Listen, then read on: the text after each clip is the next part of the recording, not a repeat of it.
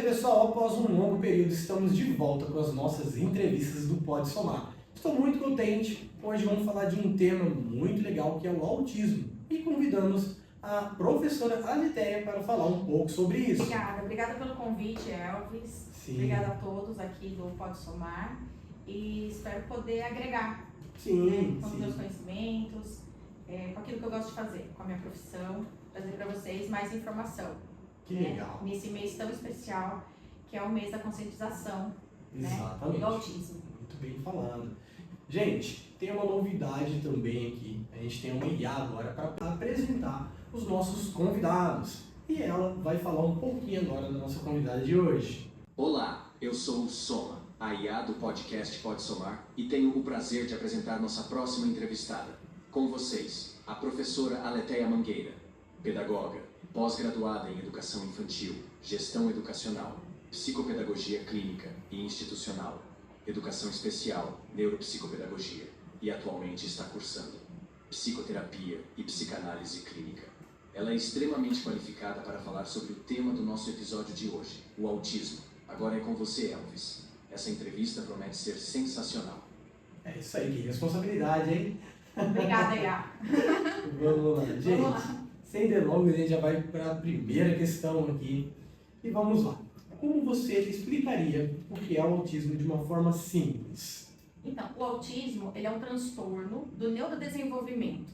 Então, o que acontece? Na verdade, ele se apresenta com as características de dificuldades de socialização, né? É o primeiro ponto, assim, que a gente observa na criança, essa dificuldade de socialização.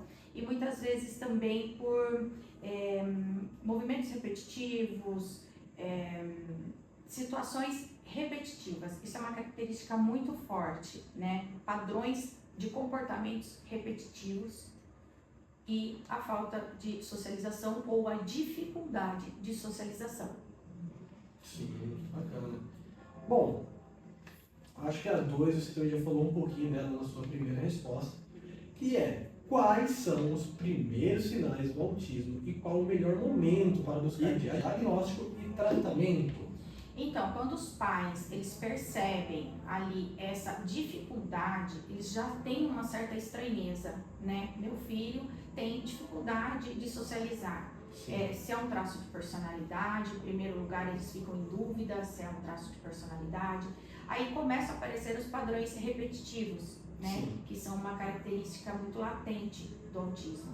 Exato. E assim, aparecendo isso, se caracterizando isso no seu filho de forma latente, a primeira coisa é procurar, né, um neuropediatra, fazer uma avaliação, procurar um profissional, né, qualificado para isso, para tentar um diagnóstico o quanto antes possível, para daí iniciar, né, as terapias, iniciar o trabalho de desenvolvimento, né, neuropsicomotor, entre outras situações. Que bacana, vamos seguir aqui então. Existem diversos níveis, né, do autismo. Como diferenciá-los? Então, nós profissionais costumamos chamar de nível de suporte. Nós temos o nível leve de suporte. Há um tempo atrás tinham denominações para esse nível de suporte. São crianças que se comunicam praticamente normal. São crianças diagnosticadas geralmente um pouco mais tarde. Sim. Porque aí começam a aparecer situações como eles não entendem uma piada, né? Eles são muito literais, né? Então, assim, muitas crianças, hoje adultos, hoje pessoas já, né, mais velhas, elas sofriam muito bullying na escola, que eram os esquisitos da escola, né? Então, assim, são o nível de suporte 1. Eles falam, eles não têm problema de comunicação, eles interagem socialmente, porém com algumas restrições e têm essa dificuldade, né, de entender as coisas subliminares. Sim. Na verdade, eles são extremamente literais. Aí nós temos o nível de suporte 2, ele fica ali no meio, entre o severo e o leve. O nível de suporte 2 o que acontece? Eles desenvolvem a fala bem mais tarde, Sim. eles desenvolvem habilidades de socialização também bem mais tarde, eles têm condições de desenvolvimento, entendeu? Porém, são bem mais tardios, eles têm um nível de comprometimento menor do que o severo. Sim. Entendeu? Alguns não desenvolvem a fala, mas tem o cognitivo muito rápido, são extremamente inteligentes, né? Então, assim, o nível de suporte 2, como diz, por isso que a gente fala suporte, né? Sim. Muitas vezes o de suporte 1 não precisa de um suporte adicional. Ele vai desenvolver as habilidades dele e vai seguir, entendeu? Sim. Através das terapias ele vai seguir. O nível de suporte 2, provavelmente ele vai precisar ter um suporte. Ele vai ter que ter um suporte familiar, um suporte profissional, Sim. em determinados momentos. Mas em determinados momentos ele também vai seguir sem precisar de suporte. Exato. Já o nível de suporte 3, ele é um comprometimento um pouco mais severo. Ele precisa de suporte total. Dificilmente ele vai ser verbal. Pode ser verbal? Pode ser, mas é bem difícil. Sim. Entendeu? A maioria é não verbal. E eles têm um comprometimento maior, porque todos os níveis de suporte, no caso do autismo, eles têm uma seletividade alimentar, também seguindo esses níveis. Nível 1, uma seletividade menor. Nível 2, uma seletividade intermediária. E nível 3, uma seletividade bem restrita de alimentos, por textura, cor, forma.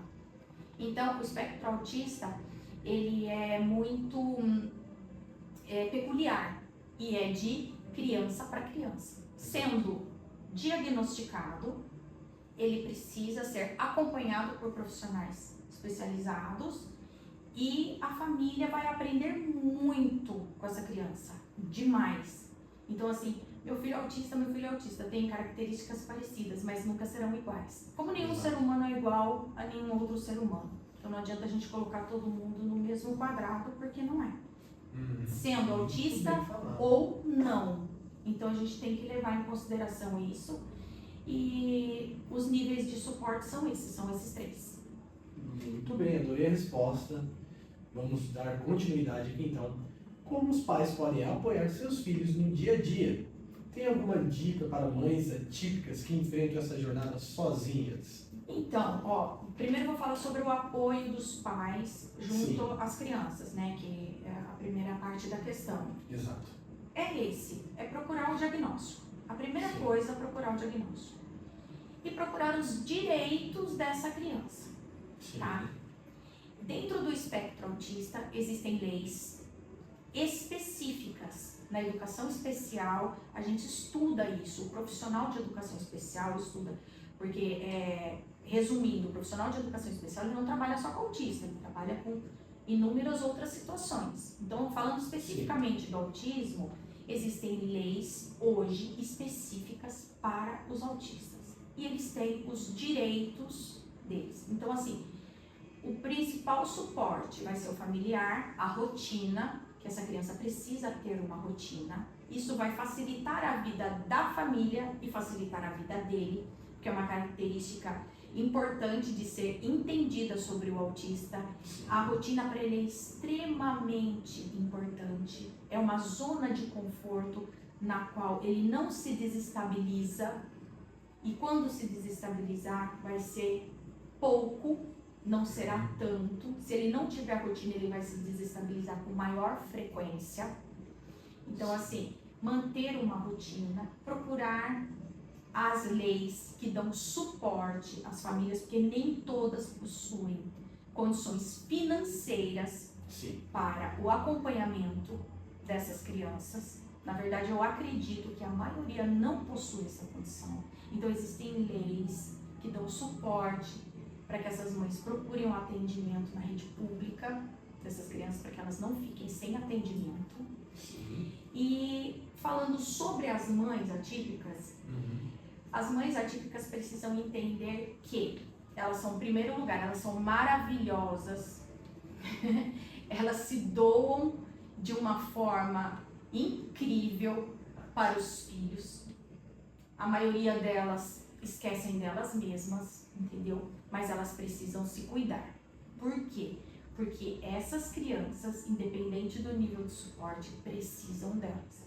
Elas Sim. precisam estar com um suporte, uma rede de suporte familiar. É muito importante para essa mãe, entendeu? Essa ajuda da família é importante porque ela vai ficar muito cansada, ela vai cansar muito. Ela precisa de um apoio psicoterápico. É importantíssimo ela ter um apoio psicológico, porque muitas vezes ela vai sentir que é tudo sobre ela, né? É o mundo nas costas dela. Então, para que você se mantenha firme, você precisa estar bem, porque o seu filho vai precisar de você. Sim. Principalmente se você observar o nível de suporte dele. Quanto maior o nível de suporte, mais ele tem a necessidade do seu apoio. E você precisa se cuidar.